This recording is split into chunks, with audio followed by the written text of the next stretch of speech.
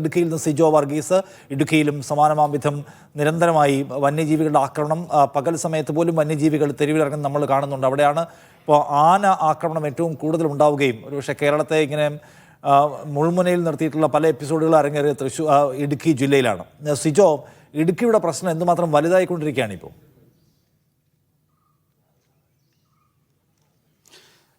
നിഷാദ്, കാട്ടാന ആക്രമണം ഏറ്റവും കൂടുതൽ രൂക്ഷമായ ഒരു ജില്ലയാണ് ഇടുക്കി. ഈ വർഷം മാത്രം അതിന്റെ കണക്കെടുത്തു കഴിഞ്ഞാൽ 5 പേരാണ് കാട്ടാന ആക്രമണത്തിൽ കൊല്ലപ്പെട്ടത്. സംസ്ഥാനത്ത് കാട്ടാന ആക്രമണത്തിൽ കൊല്ലപ്പെട്ടവരുടെ എണ്ണത്തിൽ ഏറ്റവും കൂടുതൽ ഇടുക്കിയിലാണ് എന്നുള്ളതാണ് ഇതിന്റെ ഗൗരവം വർദ്ധിപ്പിക്കുന്നത്. വന്യമൃഗ ആക്രമണത്തിൽ കൊല്ലപ്പെട്ടവരുടെ എണ്ണം ഏതാണ്ട് 60-ലധികമാണ്.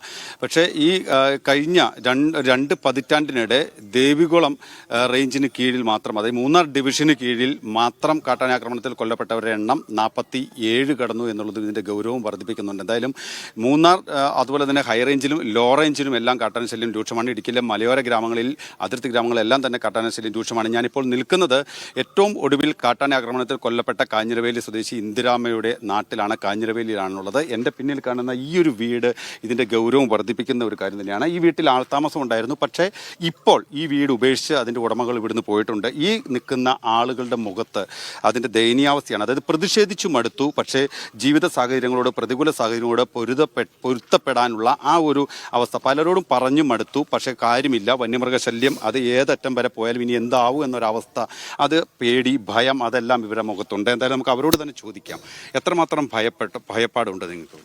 അല്ല, ഭയപ്പാടെന്ന് പറഞ്ഞാൽ ഞങ്ങൾക്ക് നിലവിൽ ഇപ്പോൾ പകൽ 9 മണിയായി 10 മണിയായി പോലും പുറത്തിറങ്ങാൻ മേലാത്തൊരു സ്റ്റേജിലാണ് ഇപ്പോൾ കാര്യങ്ങൾ പോകുന്നത്.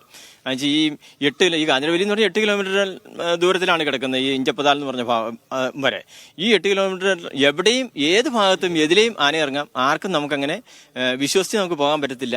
രാത്രി ഒരു 5 മണി കഴിഞ്ഞാൽ പിന്നെ കഴിവതും ഒരു വണ്ടിക്കാരും ഈ ഭാഗത്തോട് നേര്യമംഗലത്ത് നിന്ന് ഈ ഭാഗത്തേക്ക് പോരത്തില്ല. പിന്നെ ഞങ്ങൾക്ക് ഏക ആശ്രയമുള്ളത് ഇപ്പോൾ ഞങ്ങൾക്ക് ഈ തൂക്കുപാലമുള്ള കാരണം, ഈ നീണ്ടപാറ ചെമ്പുകുഴി ഭാഗത്തേക്ക് തൂക്കുപാലമുള്ള കാരണം ജസ്റ്റ് ഈ തൂക്കുപാലത്തേക്ക് ചാടി വരാമെന്ന് മാത്രമേ ഉള്ളൂ. അല്ലാതെ പക്ഷേ ഈ അപ്പുറത്തേക്ക് സ്വല്പം 1 കിലോമീറ്റർ അപ്പുറത്തേക്ക് നീങ്ങിയാൽ ആ ഭാഗത്തേക്കുള്ള ഏരിയയിലുള്ള ആർക്കും ഒരു കാരണവശാലും രാത്രി പുറത്തേക്ക് പോകാൻ പറ്റത്തില്ല, തിരിച്ചു വരാനും പറ്റത്തില്ല.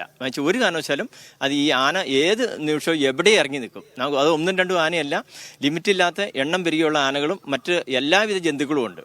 ഈ രാത്രിയാണെങ്കിലും ഈ പന്നി എന്ന് പറഞ്ഞാൽ നമ്മൾ ഒരു മുഴം നീളമുണ്ട് ഓരോ പന്നിയുടെ തേറ്റയ്ക്ക്. ആ രീതിയിലുള്ള പന്നികളാണ്, ചെറിയ പന്നികളൊന്നുമല്ല. അതുകൊണ്ട് നമുക്ക് പന്നി അങ്ങോട്ട് ഓടിച്ചാൽ നമ്മുടെ പറയും ഇങ്ങോട്ട് എത്തി വരും. അതുപോലെ ആനയാണെങ്കിലും എല്ലാ ആനകളും നമ്മൾ ഓടിച്ചാൽ പോവില്ല. പ്രശ്നബാധിത ആനകളുണ്ട്, ആന നമ്മൾ അങ്ങോട്ട് ഓടിച്ചാൽ ഇങ്ങോട്ട് നമ്മുടെ പുറകെ എത്തും. അങ്ങനെയൊക്കെയുള്ള രീതിയിൽ ഒരു തരത്തിലും ജീവിക്കാൻ പറ്റാത്തൊരു സ്റ്റേജിലാണ് നമ്മൾ മൊത്തത്തിൽ പൊറുതിമുട്ടി പോകുന്നത്. ഇനി എന്തായാലും ചേട്ടാ, ഈ ഫോറസ്റ്റുകാരെ, വനംവകുപ്പുകാരുടെ ഒരു ഇടപെടൽ എങ്ങനെയായിരിക്കും? മതിയായ സുരക്ഷ ഒരുക്കുമെന്ന് പറയുന്നുണ്ട്, RRT പ്രത്യേക സംഘത്തെ നിയോഗിക്കുമെന്ന് പറയുന്നുണ്ട്, ഫെൻസിങ് ഒരുക്കുമെന്ന് പറയുന്നുണ്ട്. ഇങ്ങനെയുള്ള സംവിധാനമൊക്കെ നിങ്ങൾ കണ്ടിട്ടുണ്ടോ? എല്ലാം വാഗ്ദാനങ്ങളിൽ ഒതുങ്ങി നിൽക്കുമായിരുന്നു നിലവിലൂടെ. ഈ മരണം സംഭവിച്ചിട്ട് പോലും ഇവരെ കാണിച്ചിട്ടില്ല ഇത് സംഭവിച്ചത്. ഈ കാഞ്ഞിരത്തെ സംബന്ധിച്ച് ഇതുവരെ ഒരു മനുഷ്യനെ ആക്രമിച്ച സംഭവം ഉണ്ടായിട്ടില്ലായിരുന്നു. പക്ഷേ ഇപ്പം ഈ 2-3 മാസമായി വനത്തിലെല്ലാം വെള്ളം പറ്റി, വനം മൊത്തം തീയായി. ഇതിൻ്റെ പ്രത്യാഘാതമാണ് ഈ മൃഗം മൊത്തം മനുഷ്യനിലേക്ക്, ഈ നാടുകളിലേക്ക് ഇറങ്ങുന്ന മനുഷ്യനെ ഉപദ്രവിക്കുന്നത്. ഞങ്ങൾക്ക് ഏക ആശ്രയം ഈ കാഞ്ഞിരേരി ഒറ്റ റോഡാണ്. ഈ റോഡിൽ രാത്രി മെഡിക്കൽ പോകാൻ പറ്റില്ല. അവിടെ നിന്ന് നേരമൊരു വണ്ടി വിളിച്ചാൽ അങ്ങോട്ട് വരില്ല. ഇവിടുന്ന് ഞങ്ങൾക്ക് അങ്ങോട്ടും പോകാൻ പറ്റാത്തൊരു വല്ലാത്തൊരു ഗതികാരുള്ള കാഞ്ഞിരേരിക്കാരുടെ അവസ്ഥ.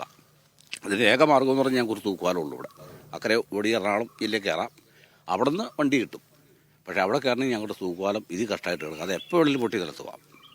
തീർച്ചയായും. എന്തായാലും നിഷാദ്, ഇവർ ഏറ്റവും പ്രധാനമായിട്ടും പറയുന്ന ഒരു കാര്യം, ഈ പ്രതിരോധ സംവിധാനങ്ങളെങ്കിലും സുരക്ഷാ മാർഗ്ഗങ്ങളെല്ലാം തന്നെ ഒരുക്കുമെന്ന് പറയുന്നുണ്ട്. പക്ഷേ അത്തരത്തിലേക്ക് കാര്യങ്ങൾ നീങ്ങിയിട്ടില്ല. ശാശ്വതമായ ഒരു പരിഹാരമാണ് ഉണ്ടാക്കേണ്ടത്. അതിന് പ്രധാനമായും ഈ രംഗത്ത് പ്രവർത്തിക്കുന്ന വിദഗ്ധരടക്കം പറയുന്നത് പ്രധാനമായും ആനത്താരകൾ തെളിച്ചു കൊടുക്കുക, ആനകൾക്ക് കടന്നു പോകാനുള്ള സൗകര്യം ഒരുക്കുക, റോഡുകൾ നിർമ്മിച്ചിട്ടുണ്ടെങ്കിൽ അണ്ടർ പാസേജും ഓവർ പാസേജും നിർമ്മിക്കുക, വനത്തിനുള്ളിൽ ആവശ്യമായ ഭക്ഷണം, വെള്ളം ഇതെല്ലാം ഉറപ്പാക്കുക, ആനകളെ കാട്ടിനുള്ളിൽ നിർത്താനുള്ള സംവിധാനം ഒരുക്കുക, ഫെൻസിങ് സംവിധാനം അത് കാര്യക്ഷമമാക്കുക എന്നുള്ളത് തന്നെയാണ്. പക്ഷേ ഇത്തരം കാര്യങ്ങളിലൊന്നും തന്നെ ഫലപ്രദമായി നടക്കുന്നില്ല. ഏതെങ്കിലും ഒരു സ്ഥലത്ത് കാട്ടാന ആക്രമണത്തിൽ ഒരാൾ കൊല്ലപ്പെട്ടാൽ അതിൽ മരണപ്പെടുന്ന ആൾക്ക് അവരുടെ കുടുംബത്തിന് കൊടുക്കുന്ന സാമ്പത്തിക സഹായം, ആ തുക വർദ്ധിപ്പിച്ചതല്ലാതെ മറ്റൊരു രീതിയിലുള്ള എടുത്തു പറയത്തക്ക പ്രവർത്തനങ്ങളൊന്നും ഒരു സ്ഥലത്തും തുടങ്ങിയിട്ടില്ല എന്നുള്ളതാണ് ഏറ്റവും ശ്രദ്ധേയമായിട്ടുള്ള ഒരു കാര്യം.